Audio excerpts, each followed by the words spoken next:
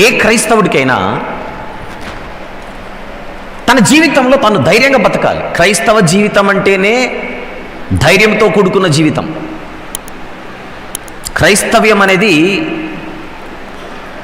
పిరికితనంతో కూడుకున్న జీవితం కాదు. క్రైస్తవ్యం అంటే బెదిరిపోయేది కాదు, భయపడేది కాదు. ప్రాణాలు పోతున్నా లెక్క చేయకుండా నిలబడగలిగే శక్తి కలిగినదే నిజమైన క్రైస్తవ్యం. I'm speaking about true Christianity.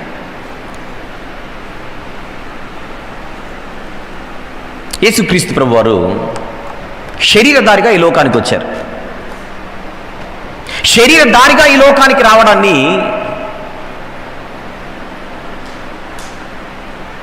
మిగిలిన వాళ్ళు ఎంతమంది నమ్మారు లేదు అనేది పక్కన పెడితే, నజరేయుడైనటువంటి యేసు అంటే ఒక వడ్లవాని కుమారుడు అని కొంతమంది అనుకున్నారేమో, కేవలం ఒక మరియమ్మ అనేటువంటి ఒక ఆవిడకు పుట్టినటువంటి పుత్రుడని అనుకున్నారేమో, పలానా పలానా వారికి సహోదరుడు అని అనుకున్నారేమో. కానీ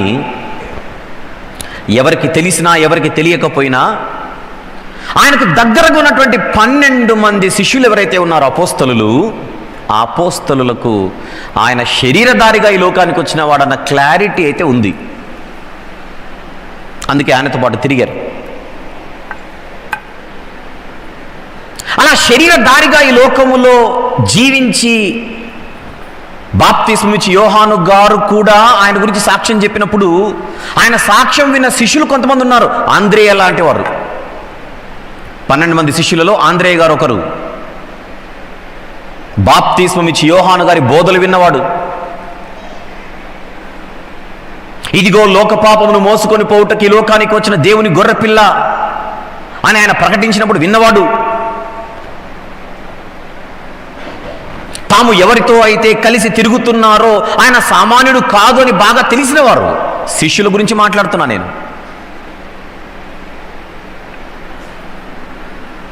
ఆయన శరీరధారిగా వారితో పాటు తిరుగుచున్నప్పుడు చెప్పాడు, మనుష్య కుమారుడు యెరూషలేమునకు పోవుచున్నాడు, అక్కడ ఆయన అన్యజనులకు అప్పగించబడి అనేక శ్రమలకు గురవుతాడు. తాను పొందబో శ్రమలను గూర్చి శిష్యులకు ముందే చెప్పినవాడు.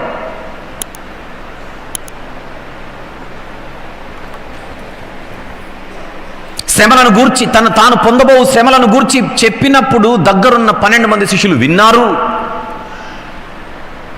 వినడం మాత్రమే కాదు, ఆ శ్రమలు ఎదురైనప్పుడు చూశారు కూడా.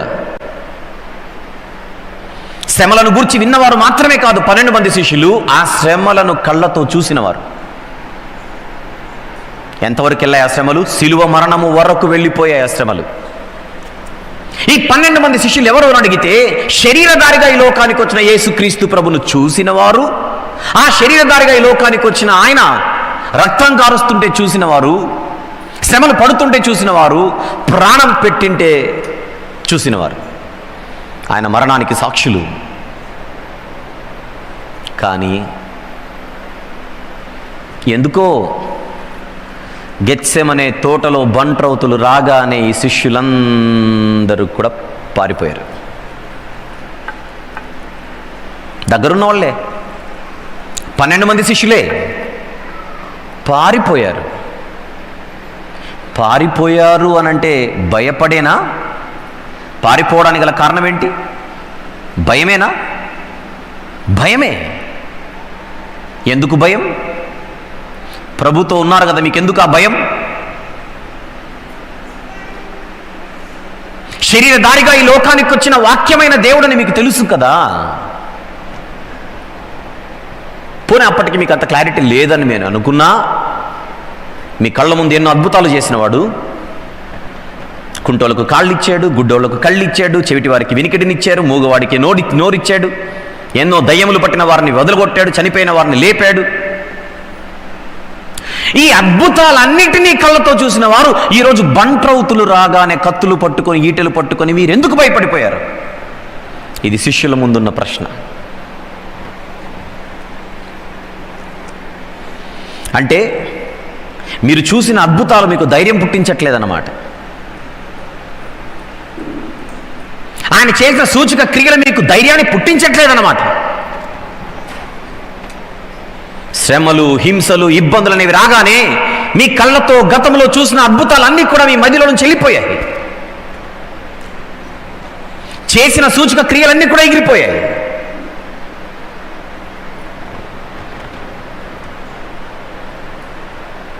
శిలో మీద ప్రభు ఉంటే దగ్గరికి రావడానికి కూడా వణికిపోతున్నారు. ఒక యోహాను గారు తప్ప ఎవరు దగ్గరలో లేరు. అంత భయమా? కోడి కూయక మునుపు ఆయన ఎవరో నేను ఎరుగనని చెప్పిన వాడే మన పేతురు గారు. 3 మార్లు ఎందుకు బొంకాడు? భయం. భయం అంటే ఈ 12 మంది శిష్యులలో యూదా ఇస్కరియోతు చనిపోయాడు, వదిలేయండి, 11 మంది. ఈ 11 మంది శిష్యులు ప్రభుతో కొద్ది కాలము తిరిగినప్పటికీ భయం గుప్పిట్లో ఉన్నారన్నమాట.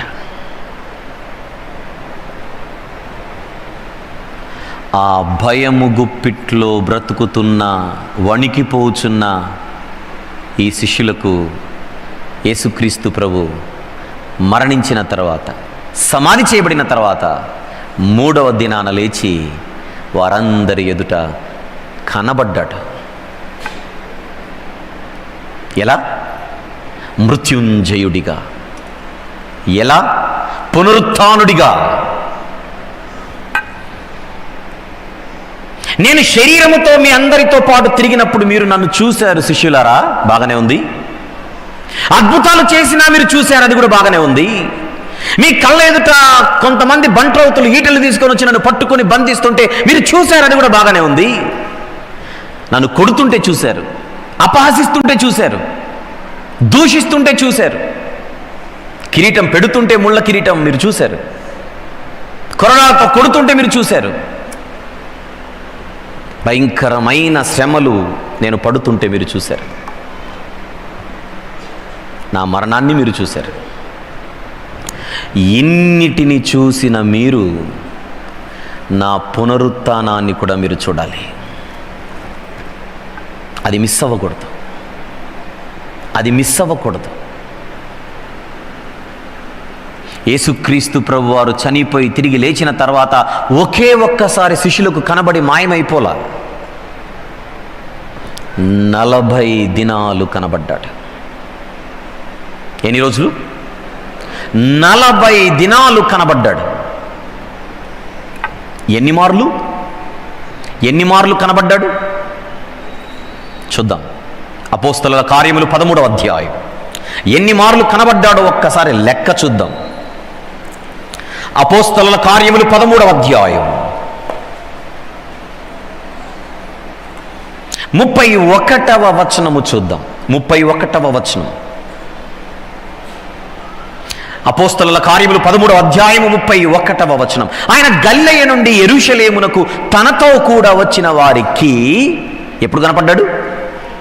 అనేక దినములు కనబడ్డాడు. అనేక దినములు కనబడ్డాడు. సహజంగా క్రైస్తవ సమాజంలో 10 సార్లు కనబడ్డాడనే ఒక లెక్క, 11 సార్లు కనబడ్డాడనే ఒక లెక్క, 7 సార్లు కనబడ్డాడనే ఒక లెక్కలు ఉంటాయి. 7 మార్లు కనబడ్డాడు, 10 మార్లు కనబడ్డాడు, 11 మార్లు కనబడ్డాడు. నో, 7, 10, 11 కాదు. పౌలు గారు చెబుతున్న లెక్క అనేక దినములు కనబడ్డాడు. ఎన్ని మార్లు కనపడింటారు? అనేక దినములు. 40 రోజులు కనబడ్డాడు. బాగానే ఉంది. ఆ 40 రోజుల్లో ఎన్ని మార్లు కనపడింటాడు? వ్రాయబడినవి తక్కువ ఉండొచ్చు, వ్రాయబడకపోయిన అనేక పర్యాయాలు ఆ 40 దినాల పాటు కనబడుతూ వచ్చాడు.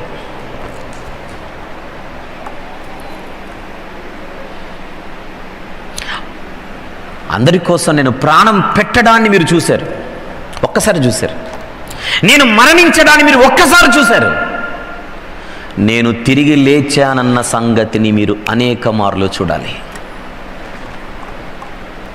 శిలువ దగ్గర మాత్రమే మీరు ఆగిపోకండి.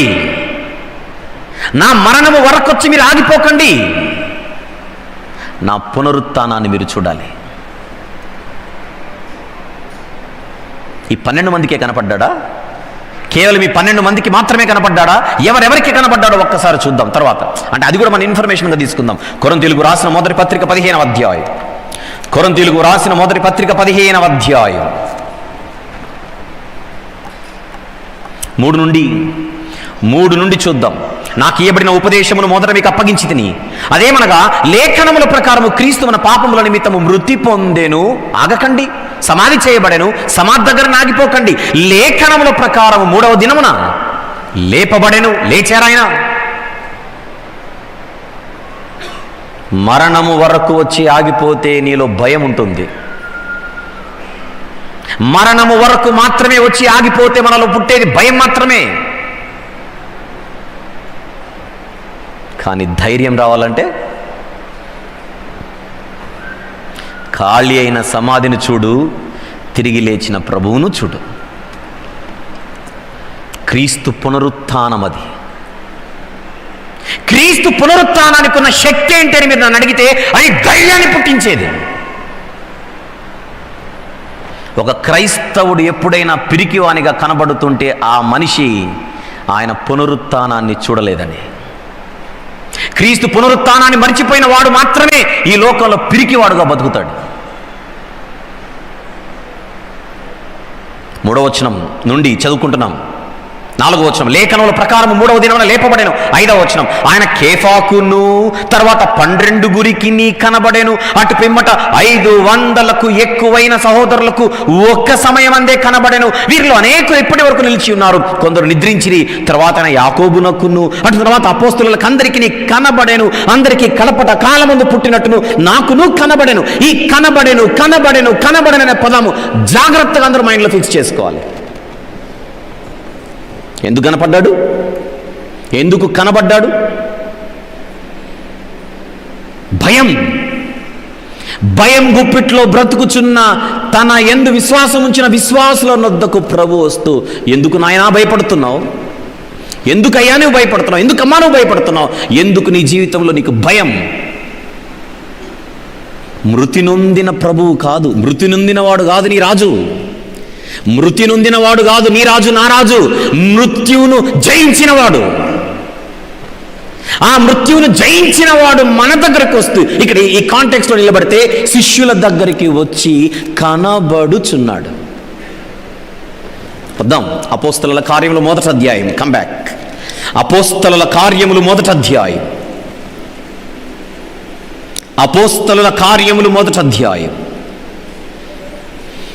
1వ వచనం నుండి, ఓ తెయోఫిలా, యేసు తాను ఏర్పరచుకుని అపోస్తలులకు పరిశుద్ధాత్మ ద్వారా ఆజ్ఞాపించిన తర్వాత ఆయన పరమునకు చేర్చుకొనబడిన దినము వరకు ఆయన చేయుటకును బోధించుటకును ఆరంభించిన వాటన్నిటిని గూర్చి నా మొదటి గ్రంథమందు రచించితిని. ఆయన శ్రమపడిన తర్వాత చెబుతున్నాడు, ఆయన శ్రమపడిన తర్వాత 40 దినముల వరకు వారికి అగుపడుచు, 40 దినముల వరకు వారికి కనబడుచు బాగున్నారా అని అడిగలట్లా, కనబడుచు దేవుని రాజ్య విషయములను గూర్చి వారికి బోధించుచు, బోధించుచు లేచిన ప్రభువు కనబడ్డాడు, కనబడిన ప్రభువు బోధిస్తున్నాడు.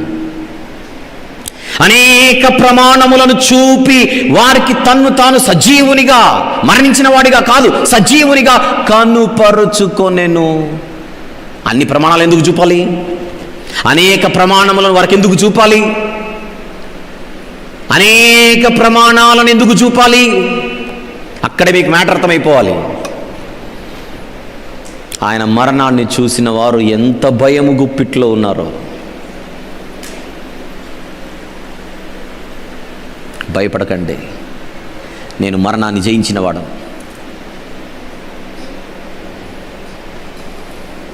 ఒక మనిషికి భయం ఎందుకు వస్తుంది? చచ్చిపోతానేమోనని. ఒక మనిషి యొక్క భయము తారాస్థాయికి ఎప్పుడు చేరుకుంటుంది? మరణము కళ్ళ ముందు ఉన్నప్పుడు. మరణం అన్నది మనిషిలో భయాన్ని పుట్టిస్తుంది. సాతానుకున్న ఆయుధం అదే, మరణ భయాన్ని పుట్టిస్తాడు మనుషుల్లో. మరణ భయము కలిగిన వాడు దాసుడే గాని స్వతంత్రుడు కాదు. హెబ్రీలకు వ్రాసిన పత్రిక 2వ అధ్యాయం. హెబ్రీలకు వ్రాసిన పత్రిక 2వ అధ్యాయం 14-15 వచనములు. కాబట్టి ఆ పిల్లలు రక్తమాంసములు గలవారైనందున శరీరం రక్తమాంసములు గలవారైనందున ఆ ప్రకారమే మరణము యొక్క బలము గలవానిని అనగా అపవాదిని మరణము ద్వారా నశింపజేయుటకు జీవితకాలమంతయు మరణ భయము చేత దాస్యమునకు లోబడిన వారిని విడిపించుటకు ఆయన కూడా రక్త మాంసములలో పాలివాడాయను. జీవితంలో మనిషికి కమ్ముకునే అత్యంత భయంకరమైన భయం ఏమిటి అని అడిగితే మరణ భయం.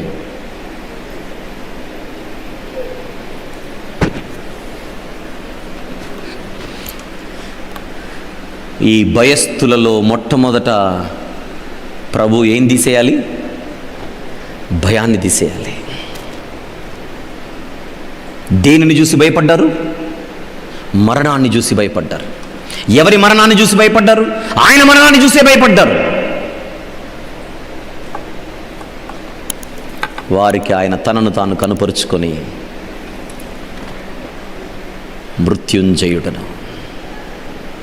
మృత్యుంజయుడను నా మరణం మీలో భయాన్ని నింపితే నా పునరుత్థానం మీలో ధైర్యాన్ని నింపాలి. మరణాన్ని ఒక్కసారి చూశారేమో, నేను పునరుత్థానుడనని 40 దినాలు చూడండి. బైబిల్లో 40 అనే సంఖ్య చాలా స్పెషల్. ఉదాహరణకు యోనా గారు మారు మనసు పొందమని నీనేవే పట్టణస్థులకు ఇచ్చిన టైం ఎంత? 40. ఆ 40 దినాలలోనే సెట్ అయిపోవాలి. ఆ 40 దినాలలో మన బలహీనతల నుంచి బయటికి రావాలి.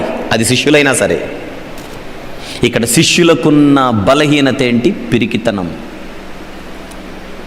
ఆ పిరికితనాన్ని ఆయన ఇచ్చిన సమయములో, ఆయన కనబడుచున్న సమయములోనే తీసేయాలి.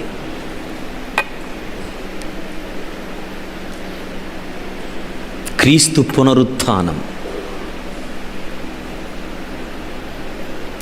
పునరుత్థానుడైన తర్వాతనే కదా వారికి చెప్పింది, మీరు సర్వలోకమునకు వెళ్ళి సర్వసృష్టికి సువార్త ప్రకటించాలి. సర్వలోకమునకు వెళ్ళి సర్వసృష్టికి సువార్త ప్రకటించి సమస్త జనులను శిష్యులుగా చేయాలనంటే ముందు వీరు ఎక్కడికి రావాలి? భయము గుప్పిట్లో నుండి బయటకు వచ్చి ధైర్యవంతులుగా నిలబడాలి.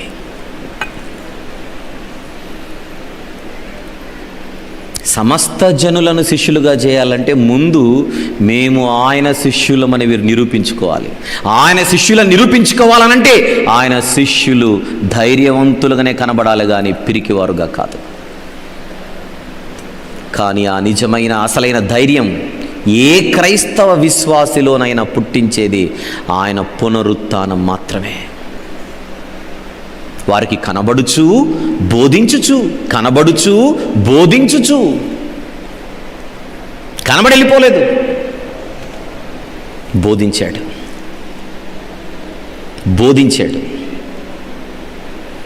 దేన్ని గురించి? రాజ్యమును గూర్చిన బోధలు. అతి త్వరలో ఎలాంటి పరిస్థితులు చోటు చేసుకుని పోవచ్చున్నవో,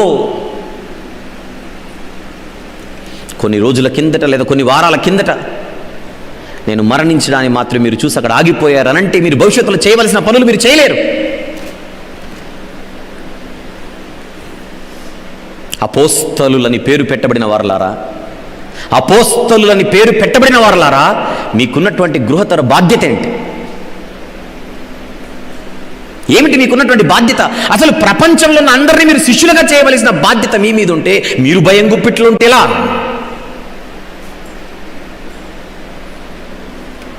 అందుకే కన్ను మూసినా కన్ను తెరిచిన నీ రాజు మృత్యుంజయుడని నువ్వు గుర్తుపెట్టుకోవాలి.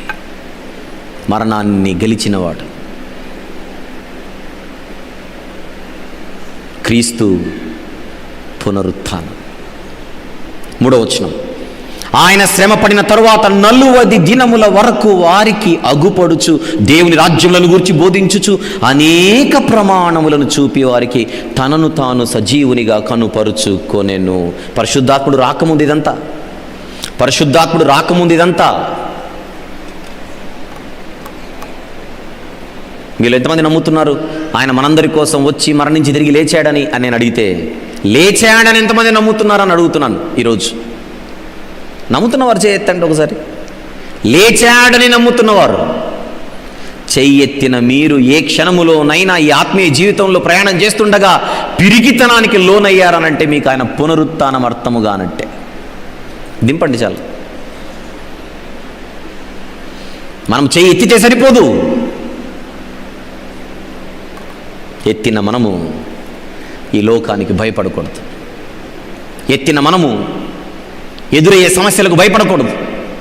ఈ ఆత్మీయ జీవితం అనేది ఒక ప్రయాణం. ఈ ప్రయాణములో ఎన్నో అడ్డంకులు,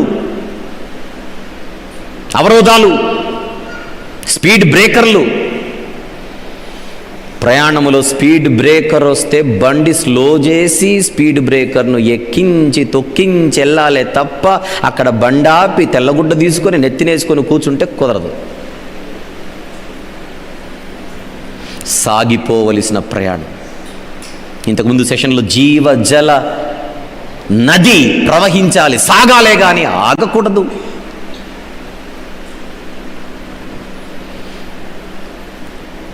వీళ్ళు పునరుత్థానానికి సాక్షులుగా ఉండాలి.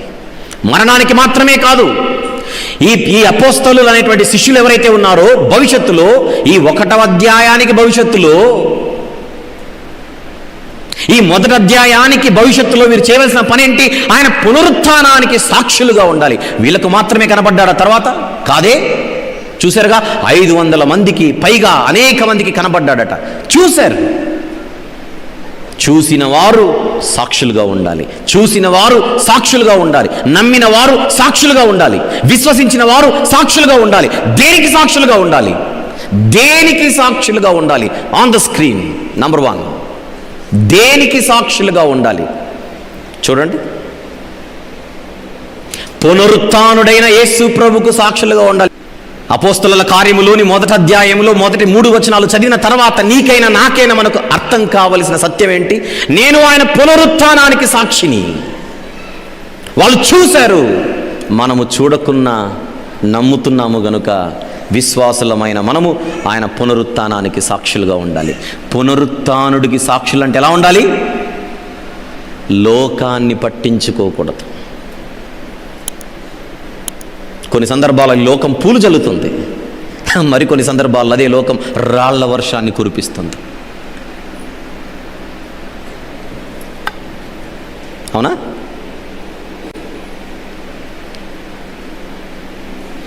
ఈ 12 మంది శిష్యులలో యూదా గారు చనిపోయారు కనుక, ఇస్కరియోతు యూదా అనేటువంటి ఆయన చనిపోయాడు కనుక ఈ 11 మంది ఎవరైతే ఉన్నారో ఈ 11 మంది భవిష్యత్తులో దేనికి సాక్షులుగా ఉండాలి? ఆయన పునరుత్థానమునకు.